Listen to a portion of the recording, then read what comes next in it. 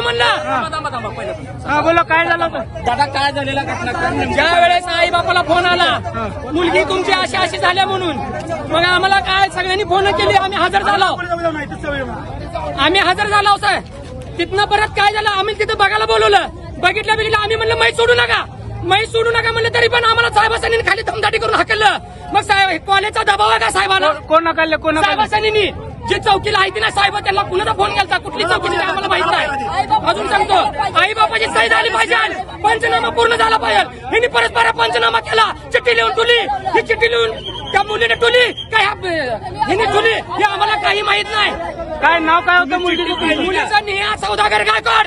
आता बाहेर आल्यानंतर धावली, मग तुम्हाला त्यातलं अक्षर आणि मुलीचं अक्षर साम्य, त्याची चौकशी झाली पाहिजे, चौकशी झाली पाहिजे। ज्या मॅडमनं मुलीवर चोरीचा आळ घातला होता त्याची पण चौकशी झाली पाहिजे। कुठली मॅडम आहे तिचं नाव नाही माहित, फक्त इथलीच मॅडम आहे सौदागर गायकवाडला माहित आहे ती मॅडम कुठली आहे ती, समोर तिला हजर करावं। तुम्हाला अगोदर सांगितली होती का असं अरेस्ट केलं म्हणून? सांगितली होती, रडत होती मुलगी। कधी सांगितली होती? ही 8 दिवसाखालीच घटना झालेली आहे, 8 दिवसाखाली तिच्या चोरीचा आळ घातला होता। आणि ही चिठ्ठी तिने लिहिलेली नाही। अजून पण सांगतो, ती मोबाईल आहे तिच्यापाशी, मोबाईलची पण चौकशी झाली पाहिजे, कशा कारणाने मिली आहे हिची मोबाईल, म्हणजे तिचं सगळं असणार। अजून पण 3च्या दरम्यान काय म्हणलं होतं, ज्यावेळेस ती साहेब सोडू नका, आम्ही ज्यावेळेस पत्रकार येते त्यावेळेस मैत सोडा, तिने मैत आमचं ऐकलं नाही, आई बापाचं ऐकलं नाही, कुणाचंच ऐकलं नाही। आम्हाला सगळ्यांनी ढकलत आणलं खाली आणि मैत सोडली, गाडीत भरली, आम्ही गाडीच्या पुढे साहेबाच्या पुढे पडलो,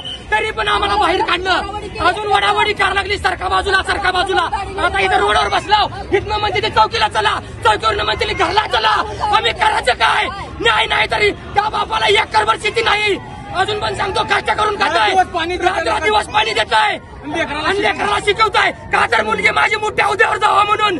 अशी त्यांची कळकळीची विनंती होती, ही काहीच मिळालं नाही। 6च्या दरम्यान मिली पूर्वी 3 वाजता बापाला बुद्ध्या मार्क चांगली पडली म्हणून, आणि परत 5 वाजता मार्क म्हणजे 6-6:30च्या दरम्यान आत्महत्या केली म्हणते। मुलीच्या रूम मध्ये किती मैत्रिणी राहत होत्या त्यांच्याकडून सांगण्यात आलं, हे पण चौकशी झाली पाहिजे। आणि तुम्हाला माहित नाही का किती जण होते रूम मध्ये?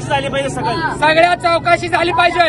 अशी घटना महिना 1.25 महिन्याला व्हाल्या कॉलेजला, एखाद्या कुणाची बहीण म्हणा, कुणाची लेक म्हणा, अशी घटना झाली नाही पाहिजे या कॉलेजमध्ये, हीच माझी कळकळीची विनंती आहे। आम्हाला न्याय मिळाला पाहिजे, एवढंच आहे माझं, दुसरं काय नाही मान्य।